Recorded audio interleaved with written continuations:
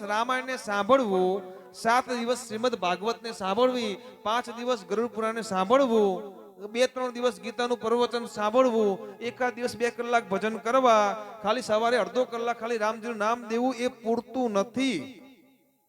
એ તો પ્રેક્ટિસ છે કે હું આજે જે પણ સત્કર્મ કરીશ, મારું દૂષણને ઓછો કરવાનો પ્રયત્ન કરીશ, એ આધ્યાત્મિક શક્તિ એ કામ લાગે. મન ઉપર સંયમ કોનો છે? તો આધ્યાત્મિકતાનો સંયમ છે ને. મેં સવારે નક્કી કર્યું હું જૂઠું નહીં બોલું. રામને એક માળા કરી અને ભગવાન રામને મધ્યમાં રાખી, વિષ્ણુને એક માળા કરી, વિષ્ણુ ભગવાનને મધ્યમાં રાખી, એવું નક્કી કરી આજના આખા દિવસ હું ખોટું નહીં કરું. જેવું ખોટું કરવાનું આપણે શરૂઆત કરીએ ને તરત રામ ભગવાન યાદ આવી જાય. કેમ? સવારે માળા કરી હતી એટલે. એ રામ તમને રોકશે, એ પ્રયત્ન કરશે, એ વિષ્ણુ તમને ખોટા માર્ગમાં જતા રોકશે, પ્રયત્ન કરશે. ક્યારે? ઉપાસના કરી હશે તો. એટલે ઉપાસનાનું ખૂબ મહત્વ છે. પણ ખાલી અડધો કલાક રામનું નામ દીધું, સવારે 15-20 મિનિટ ખાલી આપણે ભગવાન વિષ્ણુનું સ્મરણ કર્યું, પછી 23 કલાક એવા ને એવા જય શ્રી કૃષ્ણ, કોઈ ફેર નહીં.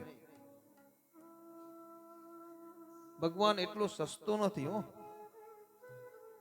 સહેજ ખાલી પછી પ્રસાદની કોકરી મોઢામાં મૂકી એટલે આપણું કલ્યાણ થઈ ગયું.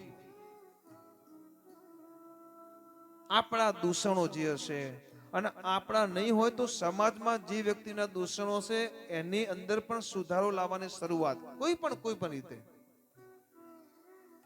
આપણે આપણી જાતને સર્વગુણ સંપન્ન હોય, ઘણા લોકો સમજતા હોઈએ, એનો વાંધો નથી. પણ કોઈ વ્યક્તિ ખોટા રસ્તે જતું હોય તો સાહેબ એને પણ અટકાવવાની શરૂઆત, અને એની અંદર ભગવાન આપણો સાથ આપે.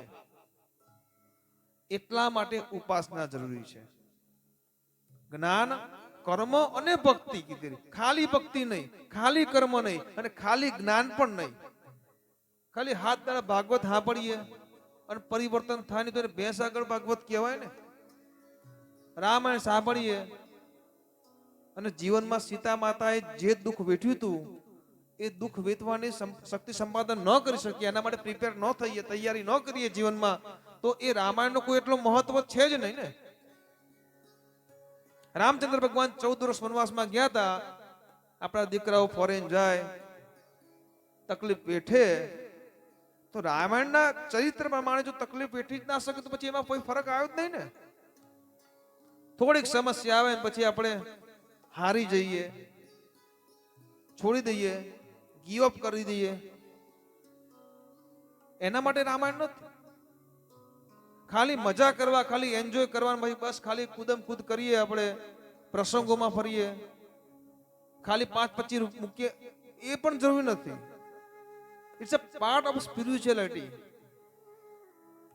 એક પૂર્ણ સ્પિરિચ્યુઆલિટી નથી, પૂર્ણ આધ્યાત્મિકતા નથી. આધ્યાત્મિકતા ક્યારે છે કે જ્યારે સત્સંગ પછી બીજા દિવસે તમે તમારા જાતને સારી રીતે બદલવાનો પ્રયત્નની શરૂઆત કરી દો, અભ્યાસ કરી દો. અભ્યાસની શરૂઆત કરી દો. ગરુડ પુરાણ વાંચ્યા પછી, સમજ્યા પછી છેલ્લા દિવસે એટલું જ કહીશ કે કાલથી અભ્યાસની શરૂઆત કરી દો ને, અને એમાં કઈ નુકસાન નહીં થાય હો. થોડું ઓછું બોલીશું કોઈના વિશે ખરાબ તો કોઈ નુકસાન નહીં થાય. આપણને ફાયદો, સામેવાળાને ફાયદો. પણ મસાલો ખાવાનું બંધ કરીએ તો શરીરને ફાયદો ને પૈસાનો ફાયદો. કોઈ નુકસાન કરું. સમય ઓછો બગાડીએ, સમયનો સદુપયોગ કરીએ, સમાજને ફાયદો, પોતાના કુટુંબને ફાયદો, પોતાના બેંક બેલેન્સને ફાયદો. આળસ છોડીએ, ચૈતન્યતા લાવીએ, એક્ટિવ રહીએ, આપણને ફાયદો, કુટુંબને ફાયદો, જ્યાં નોકરી કરતા બોસને ફાયદો, પગારે વધે. કોઈ નુકસાન ખરું? સાહેબ નુકસાન ક્યાંય છે જ નહીં. એ તો આપણે